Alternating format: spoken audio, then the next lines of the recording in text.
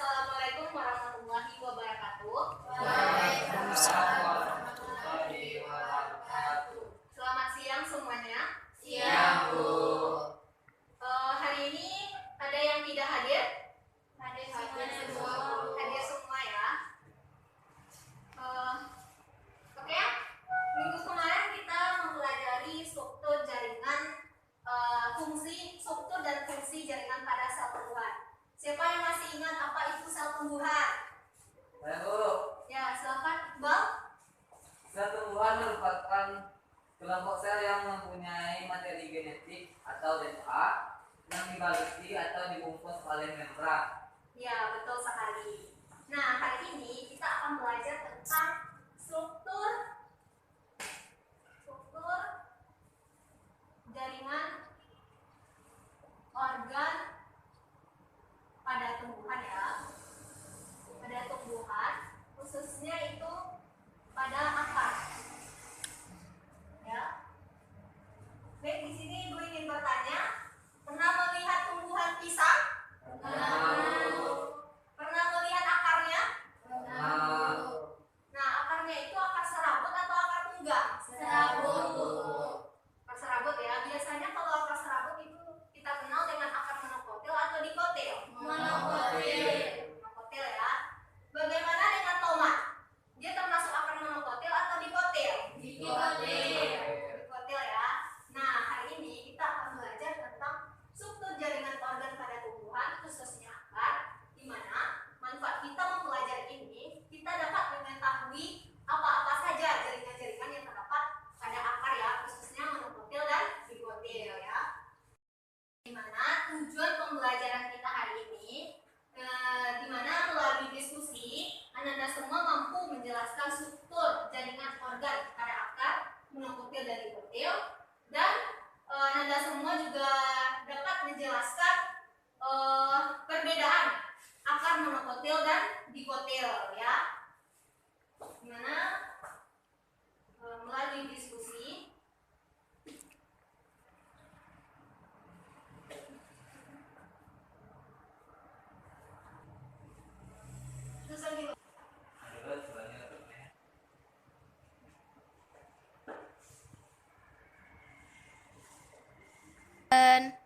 jadi hari ini inilah tujuan pembelajaran kita pada hari ini, yaitu melalui proses PBL. Nah, di mana tujuan pembelajaran kita pada hari ini sudah Ibu tulis ya, di mana itu melalui model PBL. PBL ya, problem cluster learning, di mana nanti Ibu akan membagi kalian menjadi beberapa kelompok dan kalian menjawab LKS yang Ibu berikan ya. Nah, di sini Ibu akan memperlihatkan sebuah gambar. Ini tumbuhan apa? Ini tumbuhan pisang dan mangga ya.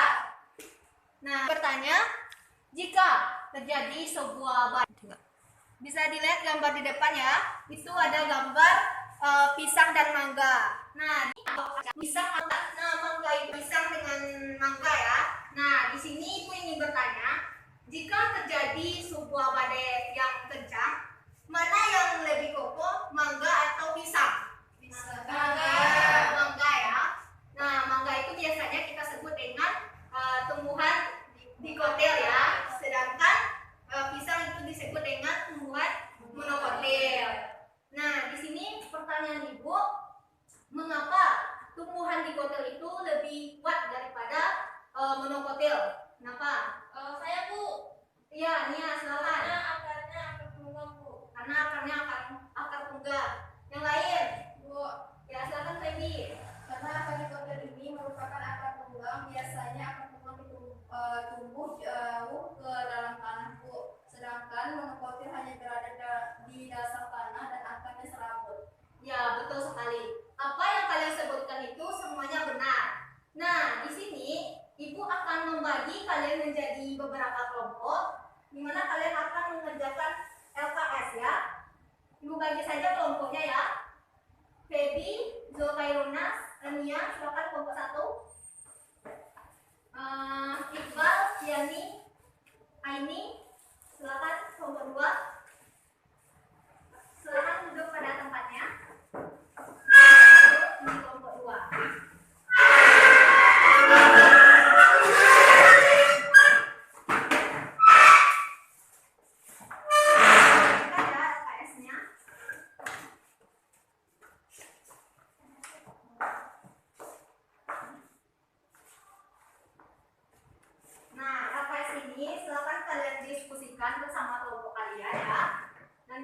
ada yang tidak atau ada yang ragu, silakan tanya ke ibu ya. Silakan dikerjakan.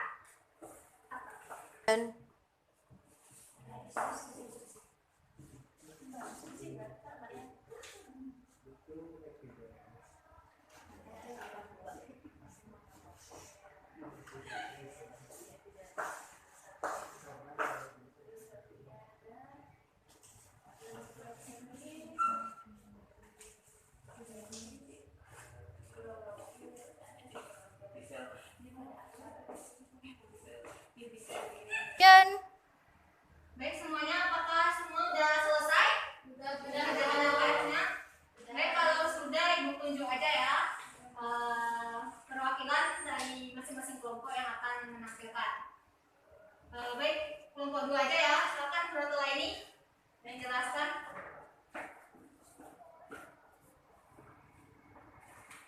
Baiklah, assalamualaikum warahmatullahi wabarakatuh. Waalaikumsalam warahmatullahi wabarakatuh. Baiklah, saya Nurul Aini dari kelompok 2 ingin mempresentasikan hasil diskusi kami mengenai materi kita yaitu struktur jaringan organ pada tumbuhan khususnya akar. Baiklah, menurut kami sesuai dengan LKS yang telah Ibu berikan, jawaban dari pertanyaan yang pertama yaitu kelompok kalah tumbuhan di bawah ini yang termasuk tumbuhan akar dikotil dan monokotil. Baiklah, jawabannya tumbuhan dengan akar monokotil itu terdapat pada tanaman jagung, padi, dan kelapa, dan tumbuhan monokotil itu terdapat pada tanaman durian. Baiklah, untuk soal yang kedua, lengkapilah keterangan gambar di bawah ini. Baiklah, bisa teman-teman lihat pada slide yang ada di depan, Baikkan ya semuanya. yaitu struktur dari akar dikotil dan monokotil. Baiklah, menurut kelompok kami, akar dikotil dan monokotil ini memiliki struktur yang pertama, pada akar dikotil bagian nomor 1 dan pada akar monokotil bagian nomor 1 itu dinamakan epidermis. Pada akar dikotil bagian nomor 2 dinamakan endodermis, sedangkan pada monokotil bagian yang kedua yaitu korteks. Pada akar dikotil bagian nomor 3 disebut dengan perisikal dan monokotil bagian nomor 3 endodermis. Sedangkan pada akar dikotil nomor 4 disebut dengan phloem primer, sedangkan pada monokotil disebut dengan perisikal. Pada akar dikotil nomor 5 dan akar monokotil itu sama-sama silam primer, dan akar dikotil nomor 6 disebut dengan kambium, sedangkan monokotil nomor 6 disebut dengan phloem primer. Dan yang terakhir yaitu pada akar dikotil nomor 7 yaitu disebut dengan korteks. Baiklah teman-teman, untuk jawaban nomor 3, jelaskan struktur jaringan monokotil dan dikotil. Baiklah, yang pertama yaitu epidermis, yang mana akar terletak di bagian luar akar. Sel-sel epidermis akar berdinding tipis dan biasanya tidak memiliki cuticula. Selanjutnya yaitu korteks, yang mana akar berada pada bagian sebelah dalam epidermis. Terdapat korteks yang tersusun atas jaringan parenkim yang berperan sebagai penyimpan cadangan makanan. Yang ketiga endodermis, yang mana pada bagian sebelah dalam korteks terdapat jaringan endodermis yang terdiri atas satu lapis sel dengan dinding sel yang tebal dan mengandung lilin. Yang keempat yaitu perisikal, yang mana sebelah dalam endodermis yang terdapat daerah silindris pusat yang menempati bagian tengah akar. Selanjutnya yaitu ada silam dan phloem. Akar monokotil memiliki silam primer. Silam ini dikelilingi oleh phloem. Setiap sel epidermis dilengkapi oleh pita kaspari. Akar monokotil silam primer ada yang besar di bagian tengah dan menempati pusat akar yang berukuran kecil berjajar mengelilingi silam besar. Yang terakhir yaitu kambium, yang mana kambium merupakan barisan lateral karena berada di daerah lateral. Akar daerah kambium berupa silinder yang berlapis banyak dan pada penampang melintang membentuk cincin yang kontinu. Baiklah, untuk pertanyaan terakhir yaitu jelaskan perbedaan akar monokotil dan dikotil.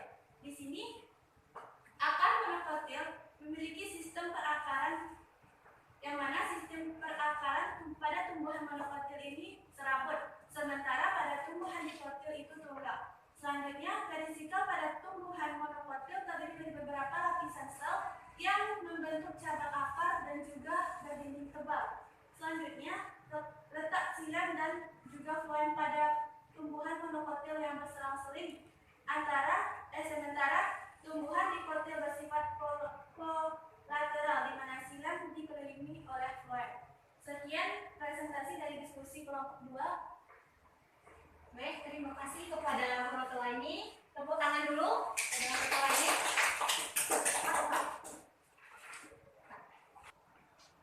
Oke, terima kasih kepada Hurotelaini ya yang telah menjelaskan pertanyaan dari diskusi hari ini. Nah, di sini dapat kita simpulkan pembelajaran hari ini ya. Misal kalian lihat pada gambar itu ada struktur jaringan akar, monokotil dan dikotil ya.